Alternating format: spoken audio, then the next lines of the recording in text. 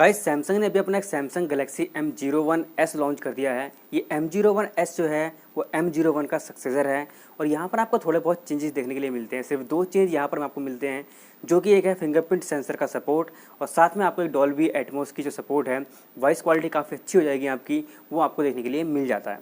बाकी इसके क्या है स्पेसिफिकेशंस, क्या आपको ये बाय करना चाहिए, किस प्राइस रेंज में ये आ रहा है, इसके अलावा आप कौन कौन से अल्टरनेटिव्स ढूंढ सकते हैं इस प्राइस में जो आपको इससे अच्छे मोबाइल्स लेकर के देंगे, इन सब के बारे में आज हम बात करेंगे। मेरा नाम है MK सिंह, आप देख रहे हैं टेक्निकल MK यूट्यूब चैनल। अगर आपको टेक वीडियोज़ में इंटरेस्ट है, चैनल को सब्सक्राइब कर लीजिएगा और बेल आइकन प्रेस कर दीजिएगा ताकि आपको डेली टेक वीडियोस मिलती रहें।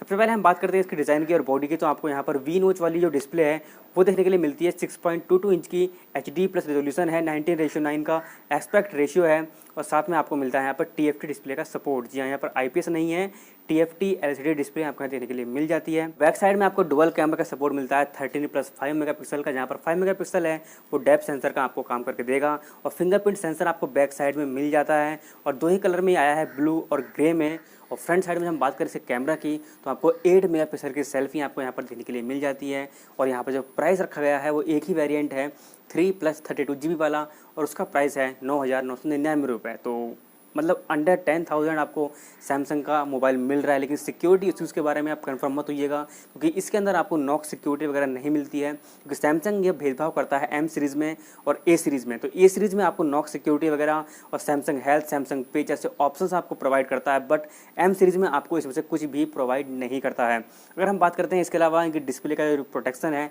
उसके बारे में कोई भी मेंशन नहीं है कि यहाँ पर कौन सा डिस्प्ले की प्रोटेक्शन आपको प्रोवाइड की गई है। अगर परफॉर्मेंस की बात करें तो आपको हीलियो का P22 देखने के लिए यहाँ पर मिलता है, जो कि बहुत पुराना प्रोसेसर है, लगभग 2-2.5 साल पुराना प्रोसेसर ये हो चुका है।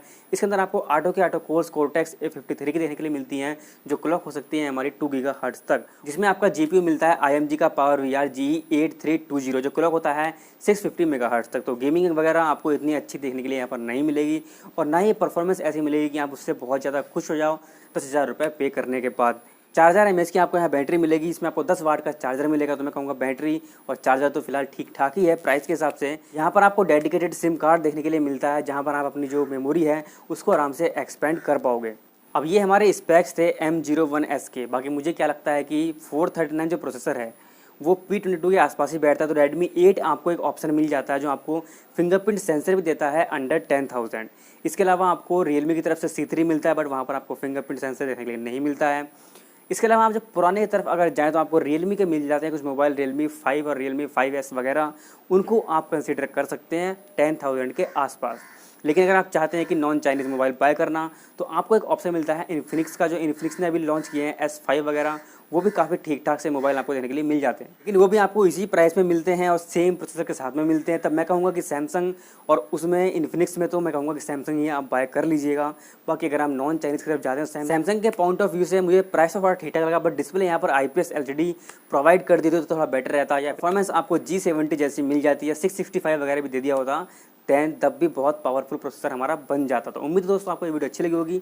आप अपने कमेंट से ड्रॉप करिएगा, बताइएगा मुझे क्या आप इस फ़ोन को बाय करना चाहेंगे इन स्पेक्स के साथ में। क्या ये ओवर प्राइस्ड है? हल्का सा मुझे ओवर प्राइस्ड लगा ये सिर्फ प्रोसेसर और जो डिस्प्ले है उसकी वजह से। बाकी आप बताएं आपका क्या है पॉइंट ऑफ व्यू, नीचे कमेंट करिएगा। मिलते हैं अगली वीडियो में, तब तक के लिए बाय बाय, टेक केयर, जय हिंद।